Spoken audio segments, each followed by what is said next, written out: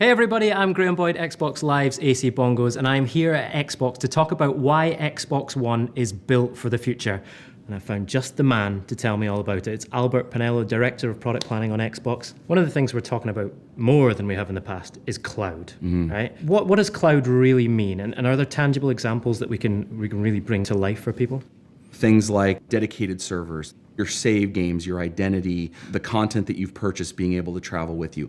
There's intangible benefits with things like cloud processing, and it's an idea that over time they can start offloading some of the compute onto the cloud. So one of the great benefits of the cloud for me is that I can take my profile wherever I go, right? Not just your profile, but your pins, your home screen, your content, your saved games, your achievements. Basically, any Xbox One anywhere in the world is your Xbox. So we've got an all-new and improved Kinect with every Xbox One as well. What are the benefits of that? The technology behind the new Kinect is advanced and as big of a leap from the Xbox 360 Kinect as the new console is. We have an IR blaster in Kinect that essentially translates my voice commands into IR commands. When I say Xbox on, it will actually power up my TV, it'll actually power up my cable box, it'll power up my amp. When I say Xbox mute, it'll mute my television. The system will function without Kinect. You will be able to play games and watch entertainment with just a controller.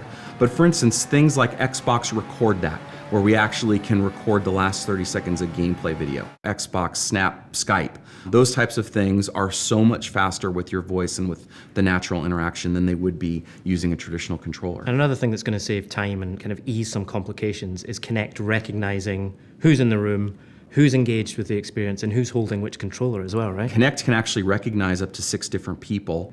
And because we have an array microphone, we can actually zoom in on who's talking and just listen to those commands. And since it knows what controller you're holding, you don't have to worry about, am I player 1 or I'm player 2? We can switch controllers in the middle of the game and still be playing the same character. Kinect is really the thing that makes every Xbox your Xbox. So the features of Smart Glass that people are used to using on Xbox 360 are still there, but there's also a bunch of new stuff, right? There's really 3 things that we think about with Smart Glass. We think about discovery, the ability to look at content across the platform, pin it on the go, and then have it be available on my Xbox when I get home. Look at your game DVR clips, being able to check achievements. You can browse the entire catalog of games and entertainment on Xbox One on Smart Glass. There's also control. You can navigate the dash, you can navigate your Blu-ray movies. And then finally, the thing that a lot of gamers will use, which is the interaction between the games. And the 2 that really strike me as pushing the envelope of Smart Glass from a gaming perspective are what Crytek is doing with Rise and what Capcom's doing with Dead Rising 3. The way that we're integrating Smart Glass into gameplay is with taking the entire user interface of the game and then letting you use it on the go. With our features like Timeline and the multiplayer challenge, you can sit on the bus, browse through that stuff, see exactly where your friends are, get their details, set up a new match for us to play that night. I can browse my collectible videos, look at executions, customize my character, all without necessarily being connected to the console.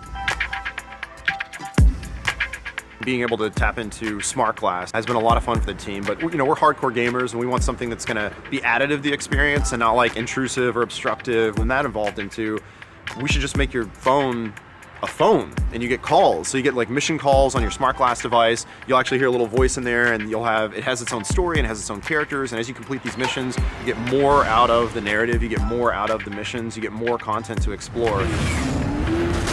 Being built for the future is one of the principles that we had when we built the Xbox One platform.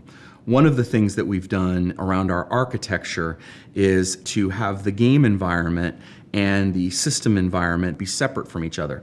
And we wanted to build a system that preserved the best of console gaming so that developers can write to the metal, they can continue to optimize, they can continue to build better looking games, better playing games over time, and also have this part of the system reserved for the future. It doesn't take away from games. It allows you to have things accessible instantly and running in the background. The way we've built the platform was specifically designed to think about a future state and being the most powerful platform to enable these types of new experiences.